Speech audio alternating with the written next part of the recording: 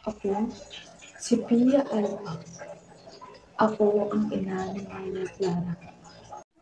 Sa simula ay nahirapan akong magdalang tao.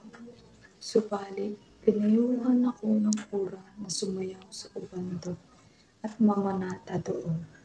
Nagdalang tao ako sa paglipas ng mga buwan. Subalit, ako nagiging masakitin. Ako ang aking kaisa-isang anak na si Maria Clara. Sa kasamaang palad, ako ay nalagutan ng panuna. May iniwan akong sulat na sadyang itinakong lihim ng aking pagkakasabi.